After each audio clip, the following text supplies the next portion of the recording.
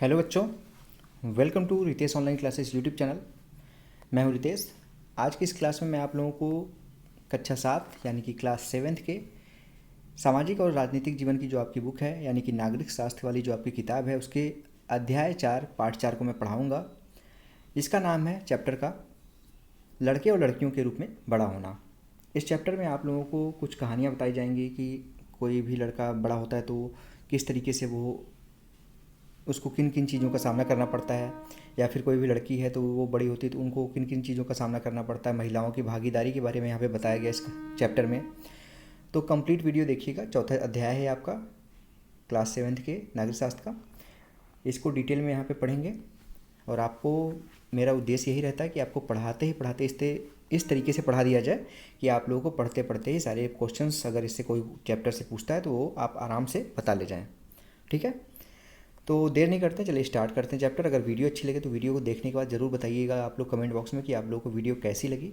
Like कर दीजिएगा इस वीडियो को। और अगर आप लोग हर दिन NCERT के सभी क्लासेस की सभी कक्षाओं की क्लासेस देखना चाहते हैं बिल्कुल फ्री में, तो आपको सिर्फ एक छोटा सा काम करना है। इसी वीडियो के नीचे सब्सक्राइब बटन उस पर क्लिक करके सब्सक्राइब कर दीजिए और बेल आइकन दबा के रखिए। ठीक है, अपने दोस्तों के साथ भी इस वीडियो को शेयर करिएगा और बताइएगा कि Ritesh online classes YouTube channel है, वहाँ पे सभी विषयों की क्लासेस बिल्कुल फ्री में प्रोवाइड की जा रही हैं। तो देखेंगे यहाँ पे लड़का या लड़की होना किसी भी की भी एक महत्वपूर्ण पहचान है। आप लड़के हैं तो आपकी एक पहचान है, लड़की हैं तो आपकी एक पहचान है, उसकी अस्मिता है। जिस समाज में के बीच हम बड़े होते हैं वह हमें सिखाता है कि लड़के और लड़कियों का कैसा व्यवहार स्वीकार करने योग्य है। यहाँ पे जिस भी समाज में आप बड़े होते हैं तो वहाँ पे उस समाज में कुछ न कुछ व्यवहार होता है जो स्वीकार योग्य होता है, चाहे वो लड़की का हो चाहे वो लड़के का हो। उन्हें क्या करना चाहिए और क्या नहीं करना चाहिए। ठीक है, आप अपने आस पड़ोस में देखते होंगे कि कुछ लड़कियां अगर क्रिकेट खेल रही हैं या कुछ ऐसे कार्य कर रही हैं जो अभी तक वो नहीं करती आई हैं, तो वहाँ पे आस पड़ोस की जो औरतें होती हैं वो कहती हैं कि ये तुम्हारा काम नहीं है, मत करो। ठीक है, तो ये क्या है, सामाजिक रूढ़िवादिता है। समाज ने उसको बनाया। ऐसा तो है नहीं कि कोई लड़की है तो वो काम नहीं कर सकती या फिर कोई लड़का है तो वो काम नहीं कर सकता। सभी लोग समान हैं। हम प्रायः यही सोचते हुए बड़े होते हैं कि ये बातें सब जगह बिल्कुल एक सी हैं, परंतु क्या सभी समाजों में लड़के और लड़कियों के प्रति एक जैसा ही नज़रिया है? इस पाठ में हम इसी प्रश्न का उत्तर जानने की कोशिश करेंगे। हम यह भी देखेंगे कि लड़के और लड़कियों को दी जाने वाली अलग अलग भूमिका उन्हें भविष्य में स्त्री और पुरुष की भूमिका के लिए कैसे तैयार करती है। इस पाठ में हम देखेंगे कि अधिकांश समाज पुरुष व स्त्रियों को अलग अलग प्रकार से महत्व देते हैं। स्त्रियां जिस भूमिकाओं का निर्वाह करती हैं उन्हें पुरुषों द्वारा निर्वाह की जाने वाली भूमिकाओं और कार्यों से कम महत्व दिया जाता है। इस पाठ में हम यह भी देखेंगे कि स्त्री और पुरुष के बीच काम के क्षेत्र में असमानताएं कैसे उभरती हैं। अब आप लोग खुद देखिए, आप अपने घर में भी देख सकते हैं, कुछ ऐसी असमानताएं ज़रूर देखने को मिलेंगी जो स्त्री और पुरुषों में आपके आसपास देखने को मिल जाएंगी। आप अपने घर में या फिर आस पड़ोस में देखेंगे कि औरतों के जो काम होते हैं उनको कम महत्व दिया जाता है, आदमियों पुरुषों के काम को ज़्यादा महत्व दिया जाता है। तो ये सारी चीज़ें यहाँ पे हमको समझने को मिलेगा, पढ़ने को मिलेगा। बहुत ही इंटरेस्टिंग चैप्टर है, ध्यान से देखिएगा।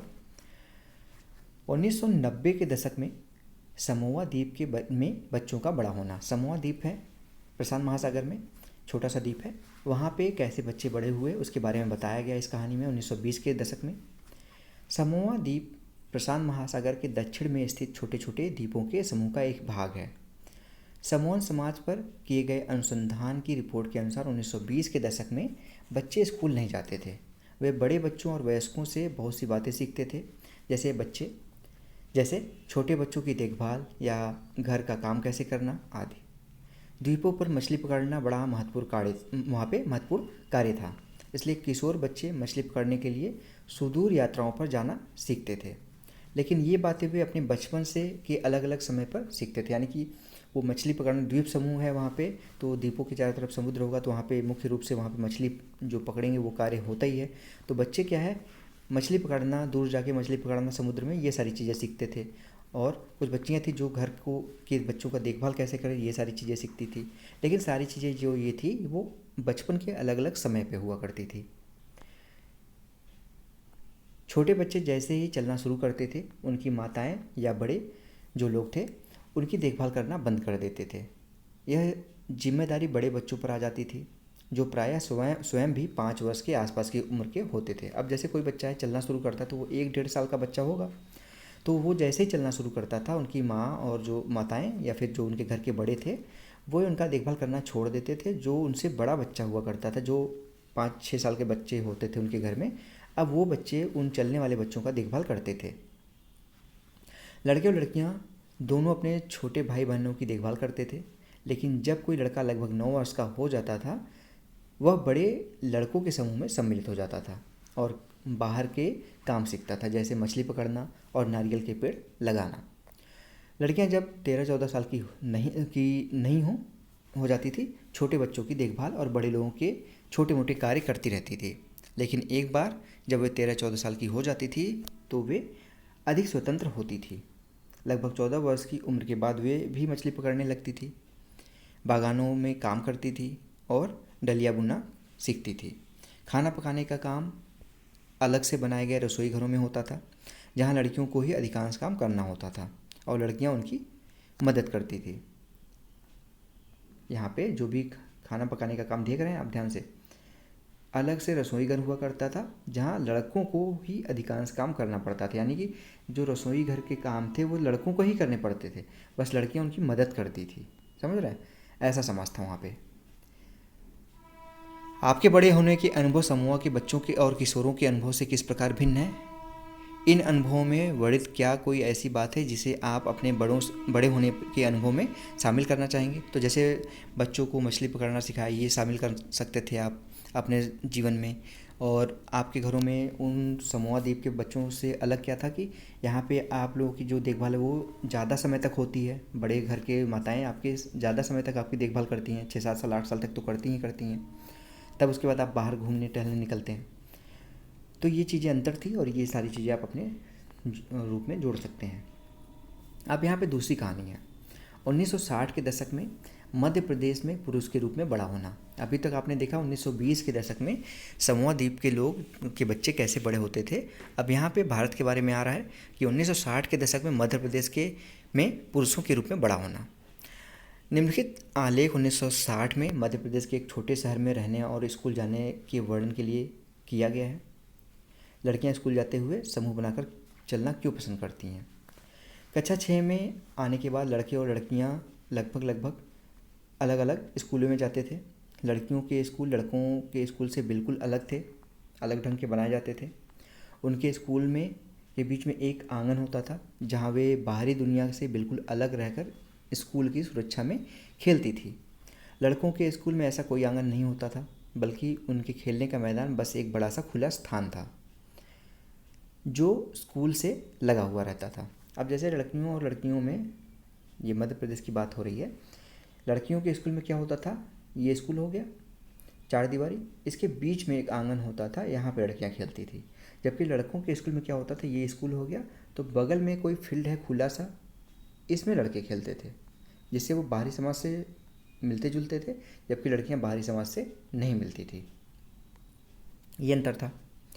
हर शाम स्कूल के बाद लड़के सैकड़ों लड़कियों की भीड़ को सकरी गलियों से जाते हुए देखते थे। सड़कों पर जाती हुई ये लड़कियां बड़ी गंभीर दिखाई देती थी।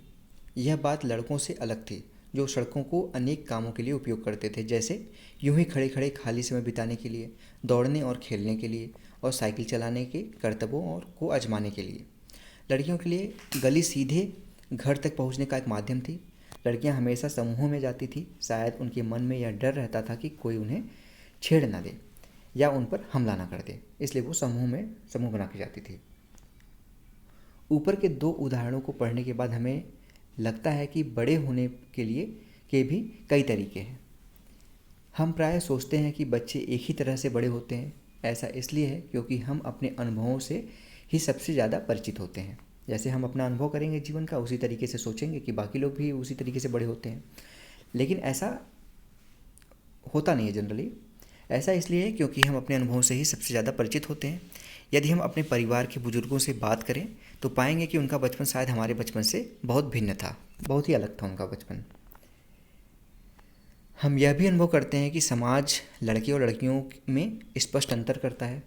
यह बहुत कम आयु से ही शुरू हो जाता है। उदाहरण के लिए उन्हें अभी, जैसे आपको उदाहरण मैंने बताया भी था, वही चीज़ यहाँ पे बताई गई होंगी।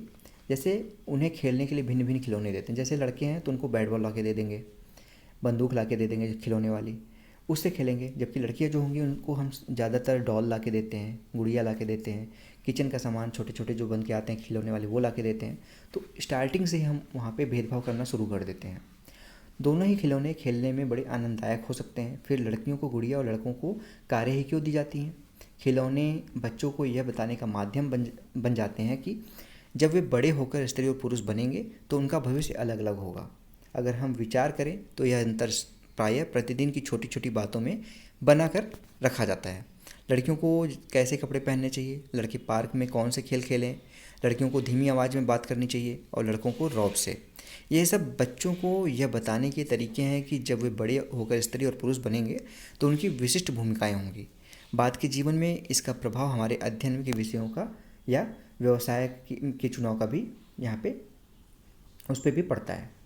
तो यहाँ पे ये देखने को मिला कि बचपन से ही हमारे घर के माता पिता या जो संबंधी हैं वही यहाँ पे अंतर करना शुरू कर देते हैं।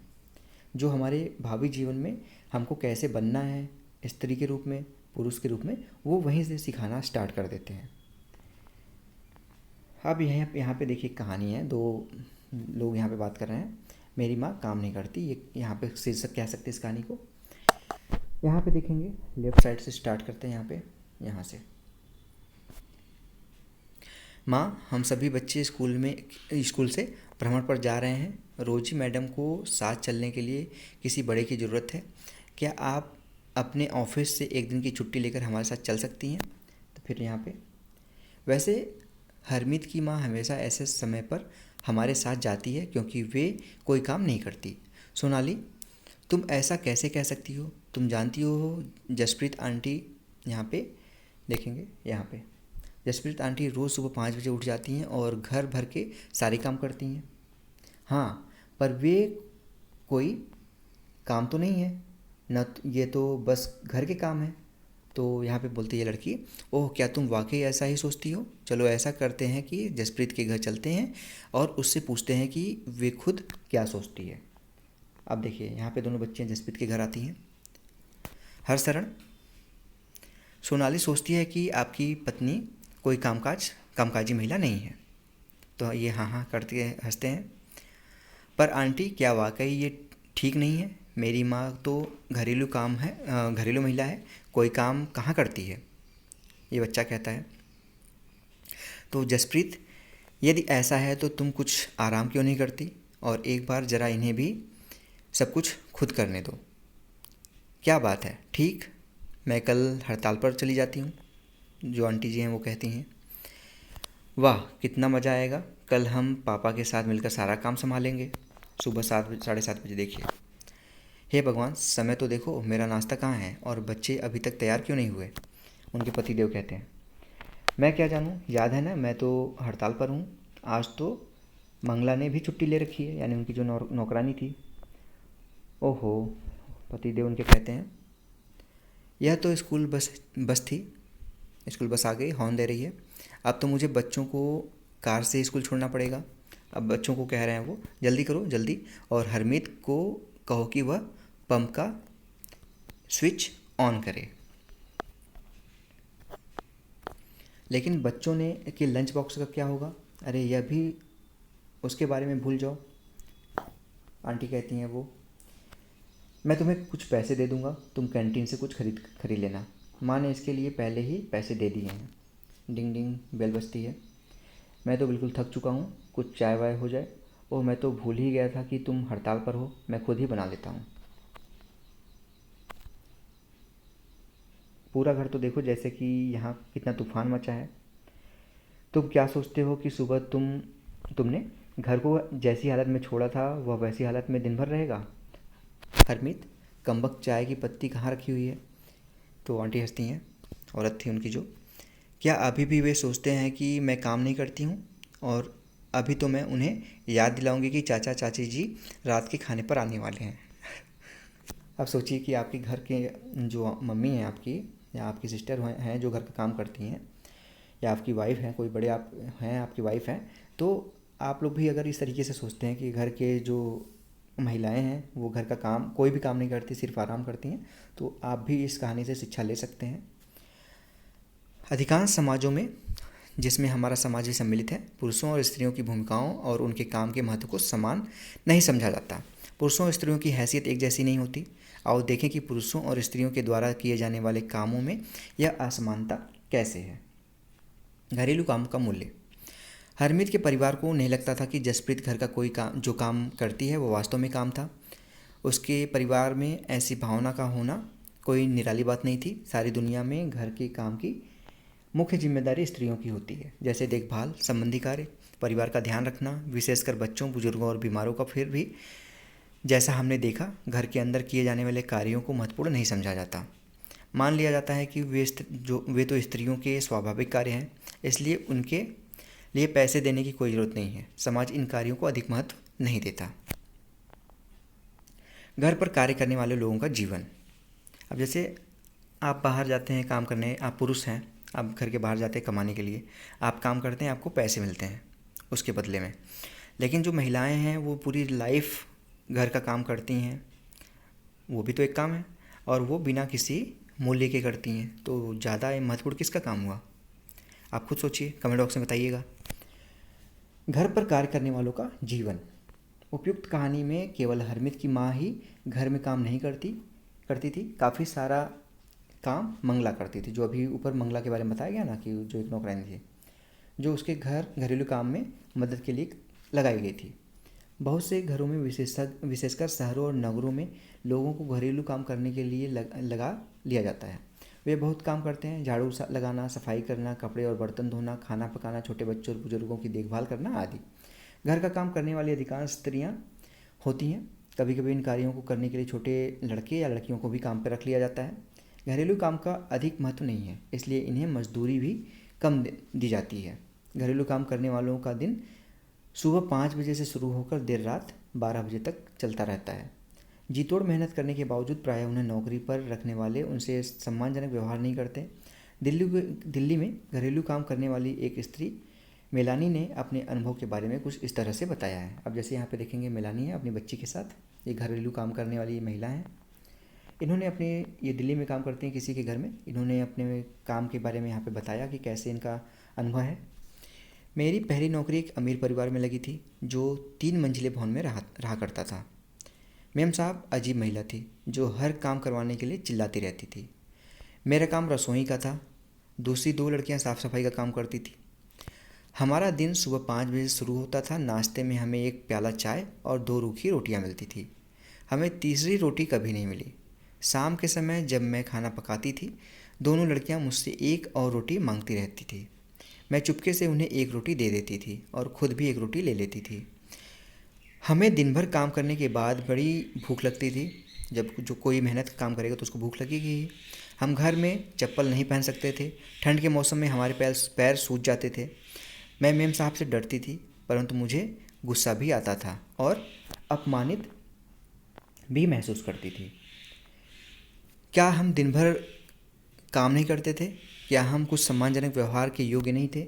वास्तव में जिसे हम घरेलू काम कहते हैं उनमें अनेक कार्य सम्मिलित होते हैं। इनमें से कुछ कामों में बहुत शारीरिक श्रम लगता है। ग्रामीण और शहरी क्षेत्रों में जो औरतें और लड़कियों को दूर दूर से पानी लाना पड़ता है। ग्रामीण क्षेत्रों में स्त्रियों और लड़कियों को जलाऊ लकड़ी के भारी गट्ठर सिर पर उठा के ढोके लाना पड़ता है। कपड़े धोने, सफाई करने, झाड़ू लगाने और वजन उठाने के कामों में झुकने, उठाने और सामान लेकर चलने की ज़रूरत होती है। बहुत से काम जैसे खाना बनाने आदि में लंबे समय तक गर्म चूल्हे के पास सामने खड़ा रहना पड़ता है। स्त्रियों को जो काम करती हैं स्त्रियां, वह भारी और थकाने वाला शारीरिक काम होता है, जबकि हम आमतौर पर सोचते हैं कि पुरुष ही ऐसा काम करते हैं। घरेलू और देखभाल के कामों का एक अन्य पहलू जिसे हम महत्व नहीं देते वह है इन कामों में लगने वाला लंबा समय। वास्तव में यदि हम स्त्रियों द्वारा किए जाने वाले घरों के और बाहर के कामों को जोड़ें तो हमें पता चलेगा कि कुल मिलाकर स्त्रियां पुरुषों से अधिक काम करती हैं। वही मैंने आप लोगों को बताया। कभी आप सोचिएगा शांति से, चाहे आप लड़के हैं चाहे लड़कियां हों, किसी की मैं बड़ाई नहीं कर रहा हूँ, किसी की बुराई नहीं कर रहा हूँ। हमेशा अगर आप कभी भी कंपेयर करेंगे तो स्त्रियों का काम पुरुषों के काम से ज़्यादा कठिन महसूस होगा। आप खुद इसको महसूस कर सकते हैं। निम्नलिखित तालिका में भारत के केंद्रीय सांख्यिकी संगठन द्वारा दिए गए विशेष अध्ययन के कुछ आंकड़े हैं 1998 और 99 के दशक का। ये क्या आप रिक्त स्थानों की पूर्ति कर सकते हैं? आप यहाँ पे देखिए, राज्य है हरियाणा और तमिलनाडु। स्त्रियों के वेतन सहित कार्य करने के घंटे प्रति सप्ताह 23 घंटे काम करते हैं हरियाणा के जो स्त्रियाँ हैं, और तमिलनाडु में 19 घंटे। स्त्रियों के अवैतनिक घरेलू काम करने के घंटे प्रति सप्ताह 30 घंटे काम करती हैं हरियाणा की महिलाएं, और तमिलनाडु के 35। स्त्रियों के कुल काम करने के घंटे कितने हो गए आप बताइए? 30 घंटे घर के काम, 23 घंटे बाहर के काम। तो हरियाणा की औरतें 53 घंटे काम कर रही हैं, वहीं तमिलनाडु की औरतें 35 घंटे और 19 घंटे आपका 54 घंटे काम कर रही हैं एक हफ्ते में। सोचिए 7 दिन की बात हो रही है, 53 और 54 घंटे, समझ रहे हैं? लगभग 8 घंटे वो हर दिन काम कर रही हैं। पुरुष के वेतन सहित कार्य करने के प्रति सप्ताह घंटे 38 घंटे और 40 घंटे। पुरुषों के अवैतनिक घरेलू काम करने के प्रति सप्ताह में घंटे 2 घंटे 4 घंटे। तो हरियाणा के पुरुष 40 घंटे काम कर रहे हैं और तमिलनाडु के पुरुष 44 घंटे, जो कि आप किसी भी तरीके से जोड़ लेंगे तो महिलाओं से 10 घंटे के आसपास, 10-12 घंटे के आसपास कम है। महिलाओं का काम और समानता, जैसा कि हमने देखा, महिलाओं के घरेलू और देखभाल के कामों को कम महत्व देना एक व्यक्ति या परिवार का मामला नहीं है। यह स्त्रियों और पुरुषों के बीच असमानता की एक बड़ी सामाजिक व्यवस्था का एक भाग है। इसलिए इसके समाधान हेतु जो कार्य किए जाने चाहिए, अब जैसे यहाँ पे देखेंगे आप, मध्य प्रदेश के गांव के आंगनबाड़ी केंद्र का ये दृश्य है। अब यहाँ पे पढ़ते हैं, वे केवल व्यक्तिगत या पारिवारिक स्तर पर नहीं वरन शासकीय स्तर पर भी होना चाहिए। हम जानते हैं कि समाज हमारे संविधान का महत्वपूर्ण सिद्धांत है। संविधान कहता है कि स्त्री या पुरुष होने के आधार पर भेदभाव नहीं किया जा सकता, परंतु वास्तविकता में लिंग भेद किया जाता है। सरकार इसके कारणों को समझाने के लिए और इस स्थिति का सकारात्मक निदान ढूंढने के लिए वचनबद्ध है। उदाहरण के लिए सरकार जानती है कि बच्चों की देखभाल और घर के कामों पर का बोझ महिलाओं और लड़कियों पर ही पड़ता है। स्वाभाविक रूप से इसका असर लड़कियों के स्कूल जाने पर भी पड़ता है। इससे ही निश्चित होता है कि क्या महिलाएं घर के बाहर काम कर सकेंगी, और यदि करेंगी तो किस प्रकार का काम या कार्यक्षेत्र चुनेंगी। पूरे देश के कई गाँवों में शासन ने आंगनबाड़ी और बालवाड़ियाँ खोली हैं। शासन ने एक कानून बनाया है जिसके तहत यदि किसी संस्था में महिला कर्मचारियों की संख्या 30 से अधिक है तो उसे वैधानिक रूप से आंगनबाड़ी क्रेच की सुविधा देनी होगी। बालवाड़ी की व्यवस्था होने से बहुत सी महिलाओं को घर के बाहर जाकर काम करने में सुविधा होगी। इससे बहुत सी लड़कियों को स्कूल जाना भी संभव हो सकेगा। अब ये पोस्टर देखिए, क्या सोचते हैं इस पोस्टर में? समझ रहे हैं, अलग अलग काम कर रही महिलाएं। यहाँ पे कुछ पंक्तियाँ हैं, मैं हर कहीं मौजूद, मेरी अनदेखी और न संभव कौन सी वह तुम्हारी उपलब्धि जिसमें मेरा नहीं यह भाग, औरत को चाहिए अपना अधिकार। ये राइट साइड में पोस्टर है, ये बंगाल में बनाया हुआ एक पोस्टर, इसमें महिला के एक चित्र को दर्शाया गया जिसमें महिला का पूरा काम करने का यहाँ पे दिखाया गया कि महिला बच्चा भी पालती है, पानी भी लाती है, झाड़ू पोछा भी करती है, खाना भी बनाती है, प्यार भी करती है, कपड़े भी धोती है। सारे यहाँ पे काम देखेंगे आप, बहुत से काम हैं जो दिखाए गए महिला के हाथों में। ठीक है, तो ये पूरा चैप्टर हो गया आपका कंप्लीट। तो आशा करता हूँ कि आप लोगों को कहानी अच्छी लगी होगी, चैप्टर अच्छा लगा होगा, और इस चैप्टर को पढ़ने के बाद आपने कुछ ना कुछ सीखा ज़रूर होगा। तो घर में कोई भी आपकी महिला है उसको जाके आप थैंक यू बोलिएगा उसके काम के लिए। और अगर वीडियो अच्छी लगी हो तो प्लीज़ इस वीडियो को लाइक करिएगा, और ऐसी वीडियो अगर आप लोग हर दिन देखना चाहते हैं, एनसीईआरटी के सभी विषयों की क्लासेज यहाँ पे प्रोवाइड की जाती हैं सभी क्लास की। तो आप लोग एनसीईआरटी की क्लासेस अगर देखना चाहते हैं बिल्कुल फ्री में, तो Ritesh online classes YouTube channel को आप सब्सक्राइब करके बेल आइकन दबा के रख सकते हैं। इसी वीडियो के नीचे सब्सक्राइब बटन है। और अगर वीडियो अच्छी लगी हो तो कमेंट बॉक्स में कमेंट करके बताइएगा और वीडियो को लाइक कर दीजिएगा। तो स्टूडेंट्स, मिलते हैं आप नेक्स्ट वीडियो में, तब तक के लिए आप सभी का बहुत बहुत धन्यवाद। जय हिंद, वंदे मातरम।